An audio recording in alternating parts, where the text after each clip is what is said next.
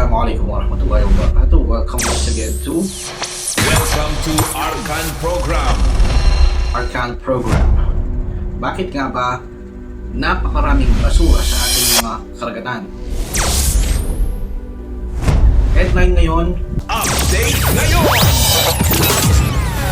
524 kilo of garbage, basura ang naipon ng mga volunteer sa Binmali, Pangasinan somewhere, at ito ay nalikom nila sa madaling panahon.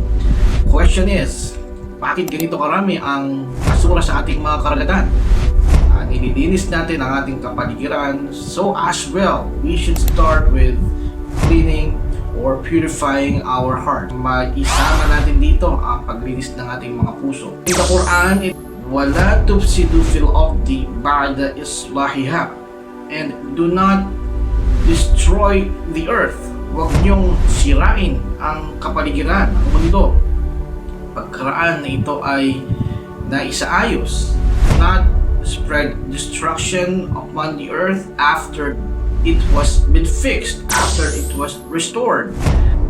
And today, let's talk about the top 3 tips on how we can improve our condition with regards to cleanliness of both our faith and our surroundings. Top 3 tips. Tatlong bagay na ating pag-aralan, baka hindi mo pa ito alam. Una sa lahat, small acts, big waves. Maliit na bagay, pero ito ay malaki ang epekto nito. Ang iyong paggawa, ang ating mga pagkilos, maliit man, ito pa rin ay malaki ang may dudulot nito na kabutihan.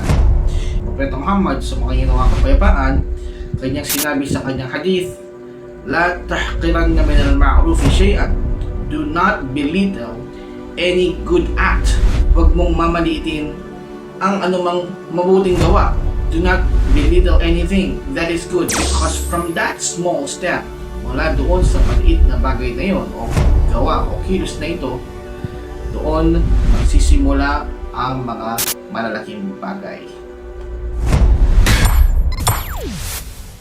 Number 2, community is power. Malaking bagay ang ating komunidad.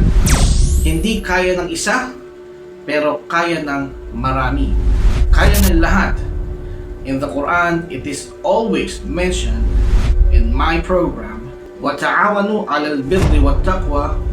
You cooperate, you join forces in doing what is good and towards fear of Allah. Kayo ay magtulungan sa paggawa ng mabuti at pagkaroon ng takot sa Allah subhanahu wa ta'ala. X Factor. Masasabi ba na isang mananampalataya ang isang tao kung patuloy ang kanyang pagkakalat ng basura? Faith is not only in prayers, but faith is in actions. Hindi lamang sa dasal ang pananampalataya, kundi nasa kilos, nasa gawa ang bunga ng ating pananampalataya. In the hadith, Rasulullah SAW, he always encouraged this, as well as in the Quran, as saying that we always hear, Al-Muslim man salim al-Muslimun min lisanihi wa yadihi. The Muslim is the one who is harmless towards his fellow Muslims, harmless with his tongue and harmless with his hands. Siya ay, ang Muslim ay ang tao na hindi nakakadulot ng pahamak sa kanyang kapwa Muslim. Ang kanyang dila o ang kanyang mga kamay, hindi ito nakakapinsala kahit kailanman. And number 3, anchor on stewardship. Caretaker, mga kapatid. Ating bantayan at tayo ay maging tagapangalaga ng ating kapaligiran. We are stewards in this world. Tayo ay binigyan ng tungkulin na tayo maging tagapangalaga ng ating kapaligiran. Power Minute. Maliit na gawa, pero malaki ang epekto nito sa atin, ang ating pamayanan, ang ating komunidad ay ang ating lakas pag tayo ay naging sama-sama at tayo ay hinirang na maging tagapangalaga ng ating kapaligiran. Tandaan natin, ang dagat ay salamin sa atin. And I say this, I'll see you again next time. Wassalamualaikum warahmatullahi wabarakatuh. See you next time.